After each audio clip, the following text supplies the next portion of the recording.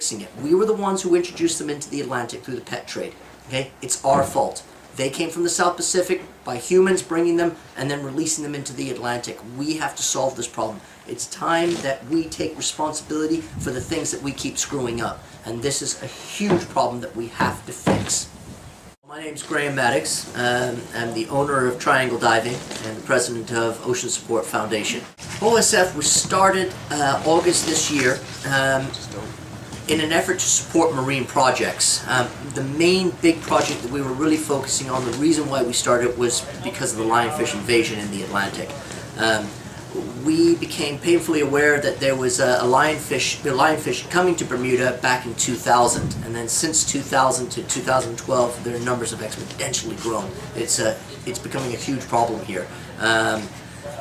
We just needed to do something. We have to do the science first. This first year is the first year that we're going to get funding and to be able to go out. We have to establish to see what type of counts that we have. We're really afraid that we have way more than we actually think we do. Most scientist papers that we've been reading about, they think that they have such and such an amount, and they end up being 4 times that amount, or 10 times, or 100 times more the amount than they actually think. So we're not sure. We have to start by knowing what our enemy is, how many there are. You know, one of the first rules of Sansu is know your enemy. And so that's what we're going to do this summer. We're going to start counts. We have to do, a fish count is about 10% of your total area that you want to do.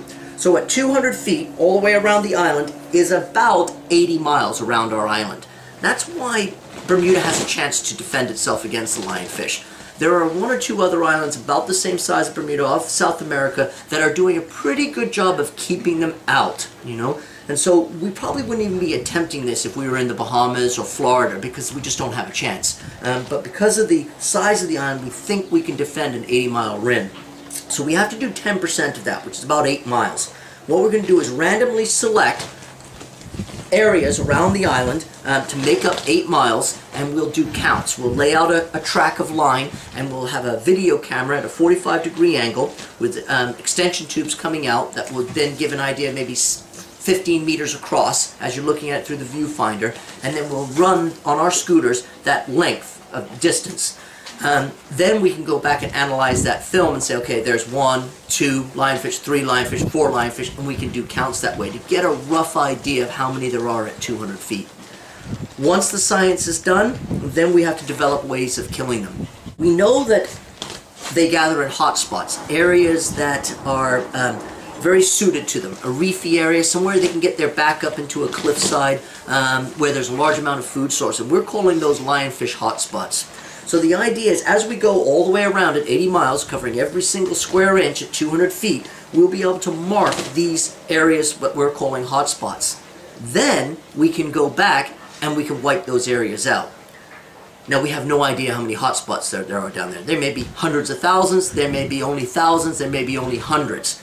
But I think between a combination of spearing and also using lobster traps, and the reason we're using lobster traps is that there's less fish bycatch. Lobster traps are designed to only catch lobsters and have very little fish bycatch. So I think what will end up happening is that we would end up setting traps around the island and also having certain areas that are marked out on GPS that we would go down, send our deep divers down there, and clean them out completely. These lionfish aren't like regular fish. They are spent millions of years evolving so they don't have to swim fast. They actually seem to, the research that's coming out of Florida and the Caribbean, it looks like they don't travel over 100 feet up past where they actually settle and live until the food source is used up. Then they'll migrate. So they don't travel very far, and we can swim right up to them, only a few feet away from them, and jam a spear into them. They're not scared of humans. They're not scared of anything. They sit right out in the open. So one of the advantages of being at 200 feet, there's not a lot of places they can hide. There's probably quite a few lionfish up in the shallows, and we have divers that come back and go, oh, I didn't see any. And they probably were there, you just didn't see them because the reef coverage is so thick here in Bermuda.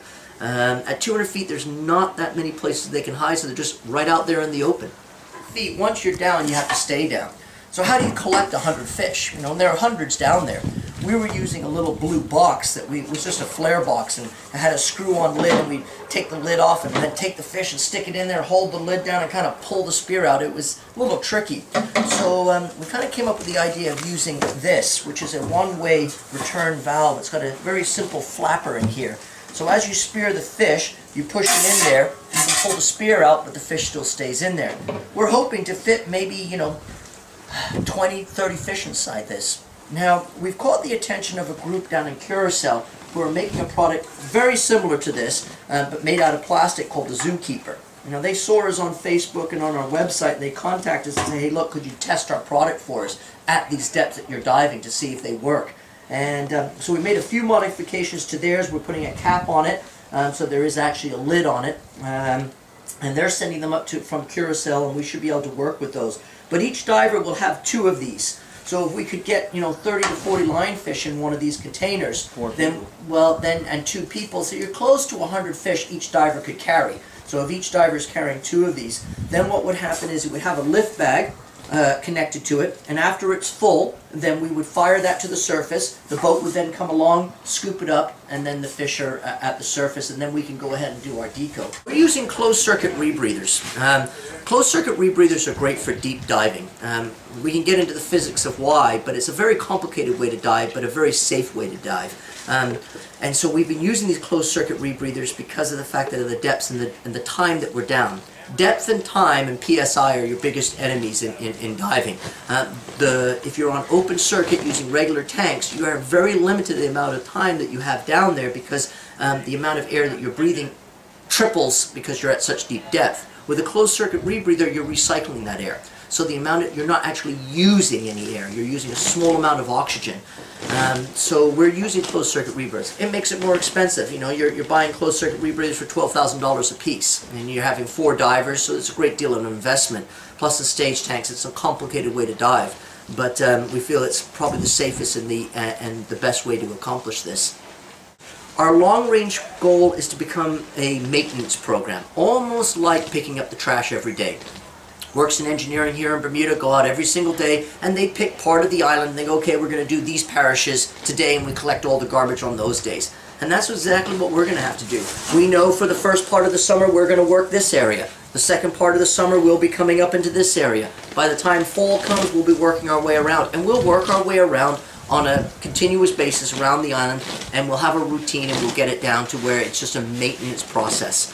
We're hoping eventually that if we do our job well enough, we'll be able to diminish their numbers enough so that we don't have large lionfish. We'll be always fighting the smaller size lionfish.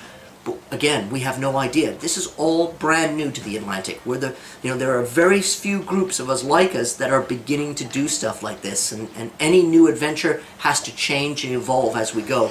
So it's very difficult for me to say, this is absolutely what we're going to do. The great thing about it will evolve and change, and we're going to learn a great deal as we go. But the protocols we set up over the next 2 or 3 years will be the ones that I think people will be able to carry on using and also evolve and change as we go. The traps themselves, we're licensed for lobster traps here, but as we learn about the lionfish, we'll be able to change those traps, but we have to do it slowly. We can't just invent these wonderful new traps and go off and try them. We've got to take what we have, close in the neck for one, to see if that works, and do it very carefully and very slowly and deliberately so we can create the data so we can prove our theories and why we should do this and why we shouldn't do something. It's all got to be very scientific. You've got to have the data.